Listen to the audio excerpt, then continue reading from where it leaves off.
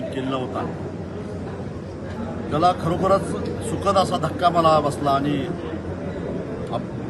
प्रचंड असा प्रतिसाद मिळाला। मला सुद्धा एवढा प्रतिसाद अपेक्षित नव्हता।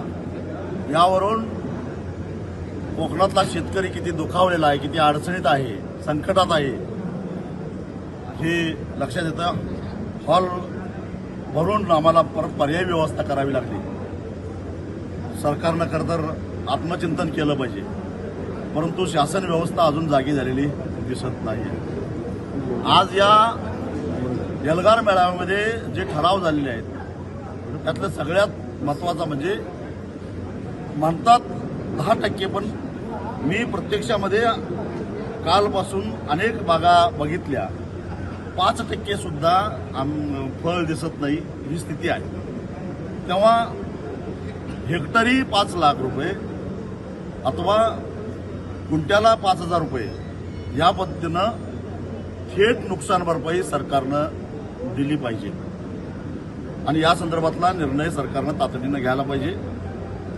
त्याचबरोबर ज्यांनी पीक कर्ज काढलेलं आहे आंब्यावर ते कर्ज तातडीनं गोठवून येणाऱ्या 30 जूनला शासन 30 जूनच्या आत जो कर्जमाफी जाहीर करणार आहे त्याच्यामध्ये हे थकीत नसलं तरी सुद्धा आंब्याचा समावेश करून ते संपवावं आणि ज्यांनी कर्ज काढलेलं नाही त्यांना NDRFच्या निकषेच्या चौपट नुकसान भरपाई द्यावी असे आणि अन्य काही अत्यंत महत्त्वाचे असे ठराव आजच्या या एल्गार मेळाव्यात झालेले आहेत।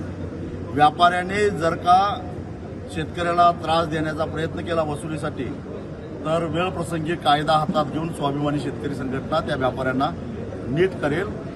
हीच परिस्थिती कीटकनाशक आणि बुरशीनाशक विकणाऱ्या कृषी सेवा केंद्रवाल्यांनाही इशारा देतो। भरमसाठ नफा कमवून तुम्ही आतापर्यंत कमावलेला आहे, आता यावेळी जरा सबुरीनं घ्या, शेतकऱ्यांना तगादा लावू नका। हा दिलासा या मेळाव्याच्या माध्यमातून आम्ही दिलेला आहे। येत्या 12 मार्चला आम्ही 20 दिवस सरकारला निर्णय घ्यायला वेळ दिलेला आहे। 12 मार्चच्या आत सरकारनं ठोस भूमिका स्पष्ट करावी। विधानसभेचं अधिवेशन होतंय, अर्थसंकल्प मांडला जातोय। अर्थसंकल्पाच्या भाषणामध्ये कोकणातल्या शेतकऱ्याला आम्ही वाऱ्यावर सोडणार नाही, एवढ्या कोटीचं पॅकेज आम्ही जाहीर करतो असं अर्थमंत्र्यांच्या भाषणामध्ये जर आम्हाला ऐकायचं आहे। अन्यथा 12 मार्चला सिंधुदुर्ग जिल्हाधिकारी कार्यालयाला प्रचंड मोठा महामोर्चा काढायचा निर्णय आम्ही आज घेतलेला आहे आणि त्या महामोर्चानंतर एक दिवस मोर्चा काढला म्हणून नव्हे तरी सुद्धा जर का याच्यातून काही उत्तर सुटलं नाही तर त्याच्यानंतर त्याच दिवशी आम्ही तारीख जाहीर करू। मुंबई गोवा राष्ट्रीय महामार्ग बेमुदत आम्ही रोखून धरू, परंतु आता आंबा उत्पादकांना वाऱ्यावर सोडणार नाही। त्याला जोपर्यंत न्याय मिळणार नाही तोपर्यंत आता स्वाभिमानी शेतकरी संघटना, आंबा बागायतदार संघ, व्यापारी संघ आम्ही सगळेजण संयुक्तरित्या सगळे गट तट, त्यात राजकारण नाही काही नाही, ज्यांना श्रेय घ्यायचं आहे त्यांनी आधीच प्रश्न सोडवावा। आम्ही त्यांचा जाहीर सत्कार करायला तयार आहोत, परंतु आता आंबा उत्पादकाला वाऱ्यावर आम्ही जाऊन देणार नाही।